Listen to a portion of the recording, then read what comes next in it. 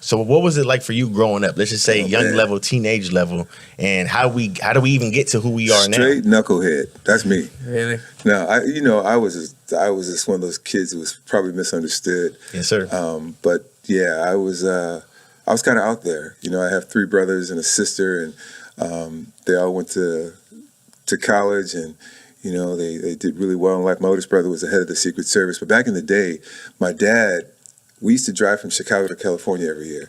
And he would always say that people spend more time planning vacations than they do their own lives. So he challenged us as young men. And he would say, what are you going to do and how are you going to get there? So we used to drive from Chicago to California. It took 4 days. And during that trip, I used to hate it. But when I reflect back, we were planning our lives and didn't even know it.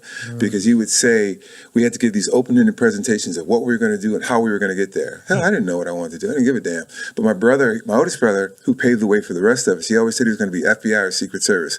I didn't know what the hell that was. I didn't really give a damn. My other brother said he was going to be a pilot in the day and a doctor at night. And I said, okay, that's cool, but that's not what I want to do. Then my other brother said he was going to be a basketball player in the day and a doctor at night. And I remember asking my mom, I said, you can do that? She goes, you can do anything you put your mind to. And then I said I was going to play pro football and create cars that were on land and water and called the Waterford, which is synonymous with our last name. Wow. So my oldest brother, Mark, was U.S. Customs, graduated from college, U.S. Customs, then he became Secret Service. He's the only guy in the history of the United States. He's been with Reagan, Bush, Clinton, and George W.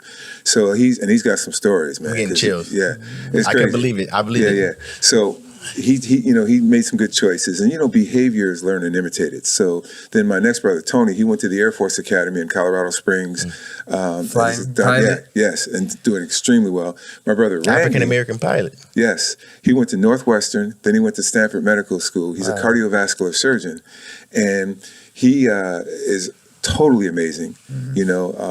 And then I did what I needed to do and was in school and decided I was a great athlete growing up, but I'm kind of well preserved because I kind of gave that up early. But now I can do it again. Yeah. But what's cool is had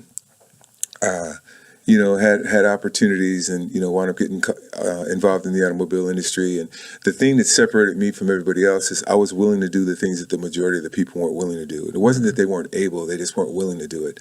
And made a lot of money in spite of myself. I worked in detail first, so I can detail a car, I can color sand. So I have an eye where I can see things that a lot of people don't really recognize. Like, for instance, even the inside of a wheel of a car. If we take a car in on trade and we're doing a recondition on a car, we'll take the wheel and tire off, we'll polish the inside of the rim before we put it back on the car. And that way, once the tire is dressed, when you look at the car, the tires, everything looks like it's brand new, everything about it. So there's a science to that, just to reconditioning a car and restoring, the look of a car. So did really well in detail. Then I became an entry-level salesperson, was willing to do the things that the majority of the people weren't willing to do, as I mentioned. Became one of the top salespeople in the country for Toyota. And then I had an opportunity to get involved in what they call a dealer training program, where Ford Motor Company interviewed 60 applicants. They selected 5 to be a part of a national dealer training program.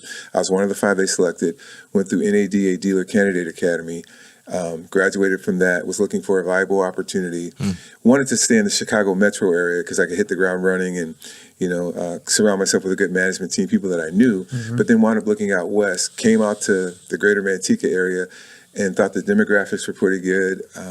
Was it?